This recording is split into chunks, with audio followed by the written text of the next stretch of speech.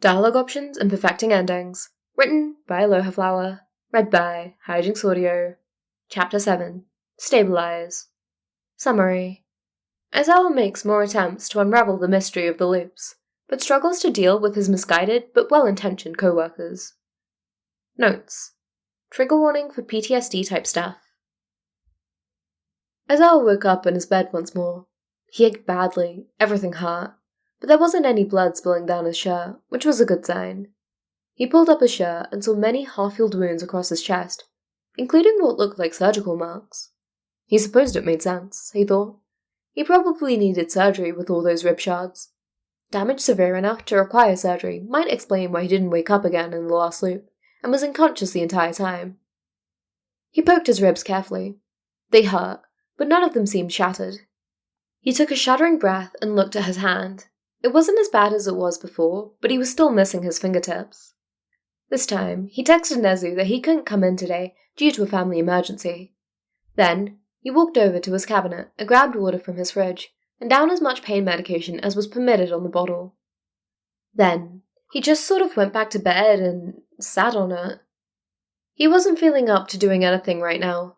He wasn't in much condition to participate in a fight at the USJ with his current injuries, and he wasn't feeling up to a fight mentally either. So, maybe taking a break wouldn't be amiss? Still, Aizawa didn't feel satisfied laying in bed all day. He didn't want to strain himself, otherwise he might be forced to take another loop off, but he didn't like the prospect of doing nothing. It just didn't fit his workaholic nature. He pulled out a notebook. While his new loops had focused on getting All Might to the right place, this most recent incident had proved that that wasn't enough to beat the USJ. Those he had dismissed as the cannon fodder at the USJ had a unique range of quirks. Ill-trained quirks, but dangerous nonetheless. What had happened in the previous loop only proved that it was possible for these guys to get lucky hits in, and depending on the quirk, a lucky hit could end a loop. Aizawa started writing down profiles of all the quirks and faces he could remember from the USJ. There were Kurogiri, the Nomu, and Shigaraki, of course. Then there was that red-haired man with the homicidal rage quirk, that woman who could shoot bullets from her fingers, and that man with the rock-like skin. Weren't there about 80 attackers at the USJ? It was kind of a wonder he hadn't been hit by one of their dangerous quirks sooner in the loops, considering there were so many of them. Aizawa wrote down everything he could remember. If he knew the most dangerous quirks present, he could take down the biggest threats first, and prevent anything like that from happening again. Maybe he could get names and formal quirk descriptions after the USJ attack happened properly, when the police were booking the criminals. There was a knock at the door. "Come in," Aizawa said. Sure enough, it was Hisashi. "Shota, I came to check on you," he said. Aizawa sighed. "Yeah, okay, but why?" Aizawa had been hoping his excuse was enough for Nezu to not send anyone to check on him. "Nezu said that you had a family emergency. Don't those require some privacy?" Aizawa muttered. "Why are you here?" Well, Hisashi said, flushing red. "Nezu didn't really believe you about the family emergency thing." "Why not?" Aizawa asked. "Shota, you don't have any family living in Musatafu, or even Japan for that matter," Hisashi said. "Don't you only have one living aunt, who lives in the Americas?" Aizawa grumbled. "She could have died or something." "It sounds like you're admitting she didn't, though," Hisashi said, tilting his head. Aizawa let out a long-suffering sigh. "My aunt's fine. Tell Nezu I'm doing something important right now, and that I'll tell him all about what it is tomorrow." "Alright, got it," Hisashi said, with a slight smile. "Skipping work, Shota? How unlike you. Is your new class really that annoying?" "They're fine," Aizawa said, a bit dismissive. In truth, Aizawa wanted him to stay, longed for him to stay, even, but if Hisashi stayed too long, he might notice the partially healed wounds across Aizawa's ribs, inflicted by a scalpel, or his missing fingertips. Besides, Aizawa couldn't actually tell him anything about what he was going through. If he told him about the time loop, things would reset. So at least for right now, Hisashi couldn't know about how All Might had attacked him, how badly he'd been hurt, how he'd killed. Suddenly, Aizawa felt like a bucket of cold water had been dumped on his head. He'd killed someone. He snapped their neck. Why had he done that? It was reset now, but he'd still... Shota? Hisashi sounded worried. You don't look very good. Are you sure? Don't. Aizawa hadn't started properly since he was a kid, but in the face of the information that he had committed murder... Do you want me to get someone? Hisashi asked anxiously. No, Aizawa said sharply. No, I'm just having a bad day. Oh, Hisashi said. Aizawa nodded. There was a long, awkward silence. It was obvious that Hisashi didn't know what to say, but that he didn't want to leave after seeing that something was so obviously wrong. You can go, Aizawa mumbled. I'll explain everything to you tomorrow too. Hisashi hesitated. If you ever need me, Shota, just call, I'll come. I know, Aizawa said. Aizawa did know. Hisashi was just that kind of person. Thank you, he added, with obvious sincerity. Hisashi left with a worried frown on his face, and Aizawa stared down at his notebook filled with scribbles, his list of all the baddies he could remember from the USJ. While they were all enemies, they were all people too, and didn't deserve to die. And he killed one. If one of his students had killed someone at the USJ, he wouldn't have judged them too harshly.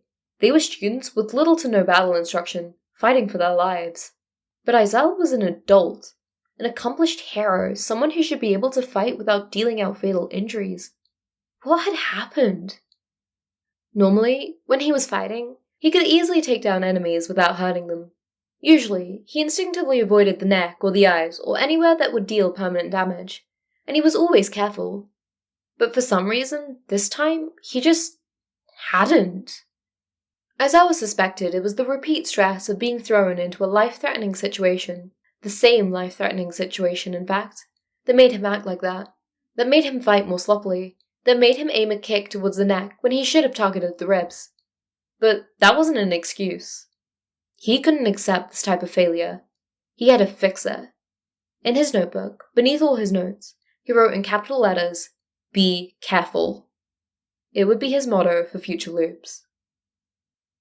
Aizawa spent the rest of the day trying to relax. His body was incredibly sore, and his heart ached a little bit at having sent away Hisashi so brazenly, but he just tried to take it easy. He did a lot of research, but he stopped to eat, take a nap, and even to take a bath.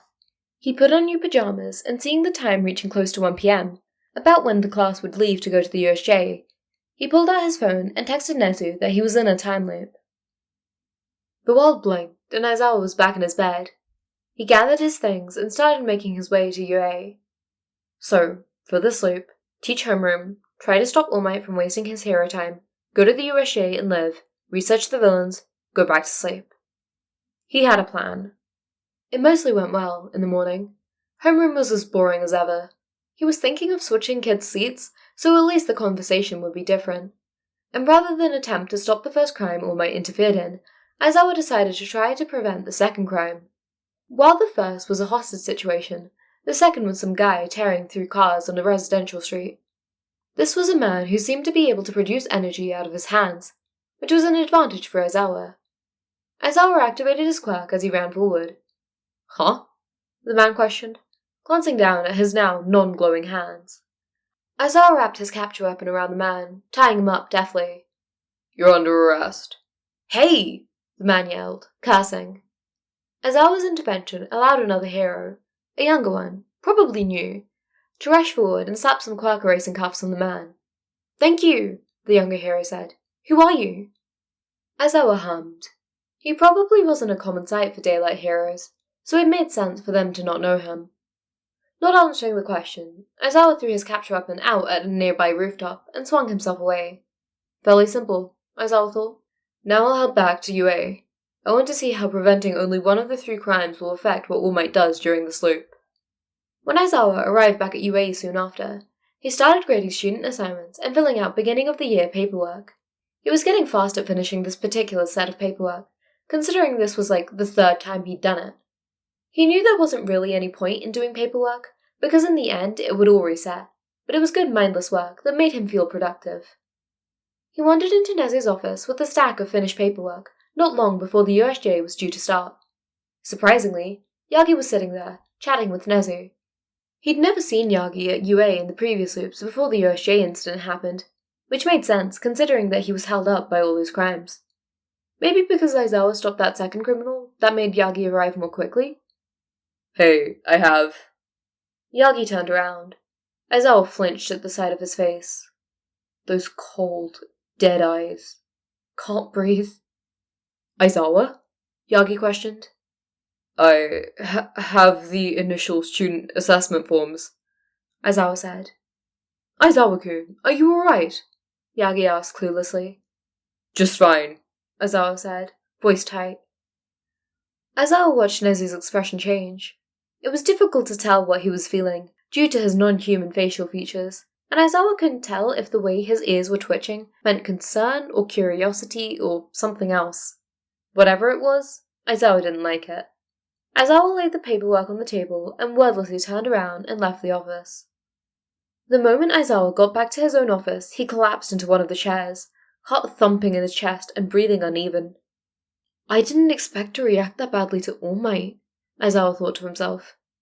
I thought maybe I'd be scared of his buff form, but now I'm scared of his eyes, his face. Just stellar. Aizawa wasn't sure of exactly what problems this would cause in future loops, but he was fairly certain that it would cause problems. Aizawa stared at his desk, finally calming down. He stayed like that for a few minutes, until there was a knock at the door. With a grumble, Aizawa shuffled to the door and opened it. And of course, it was Nezu. Ah, hello, Aizawa, Nezu said, sliding into one of the chairs. Aizawa repressed a biting remark and sat down in his own chair. If he were being honest, he feared Nezu's reaction. He'd never seen how Nezu handled employees with mental health issues, and he was completely unable to explain anything about the situation without causing a loop reset. He would just have to hope for the best. I wanted to ask how you were feeling, Nezu said diplomatically, folding his paws on the desk, as you didn't seem to be doing very well a few minutes ago. There was a pause. I'm alright, Aizawa said. Nezu didn't seem convinced. Are you sure? Yes. Nezu's face morphed into an expression that Aizawa usually only saw when he was breaking bad news or telling someone that they were wrong. Aizawa, what just happened closely resembles post-traumatic stress or panic disorder. I think you know that. Aizawa did know that, but he didn't want to think about it or admit it. I'm not sure what set it off, but if you know your triggers, we can accommodate them, Nezu said. Aizawa averted his eyes and said nothing. Part of him wanted to sarcastically ask if Nezu would be willing to fire All Might and maybe Hound Dog too, but that would raise too many awkward questions to be worth a joke. Nezu sighed. It's nothing to be ashamed of, Aizawa. Though I would recommend counseling, it could be very helpful. Okay, Aizawa said, words sounding hollow even to himself. Another sigh from Nezu. You could take the rest of the day off. No, Aizawa said, a little too quickly.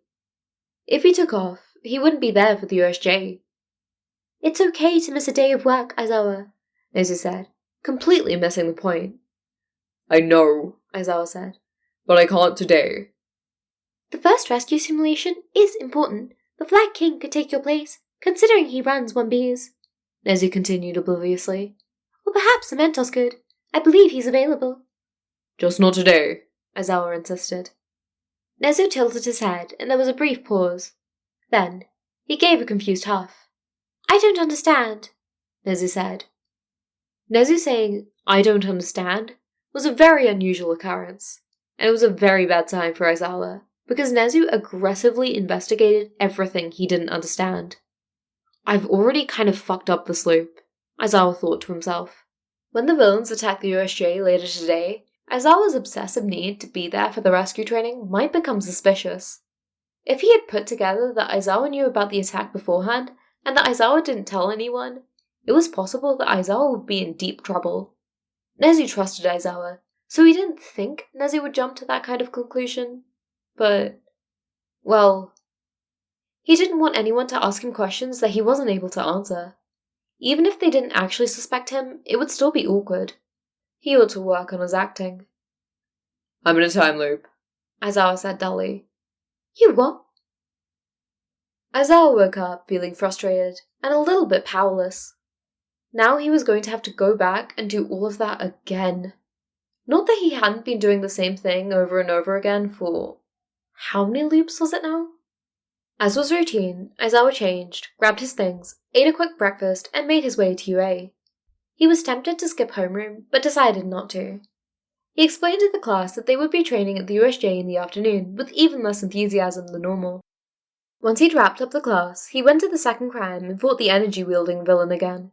He was fairly easy to defeat if caught off guard.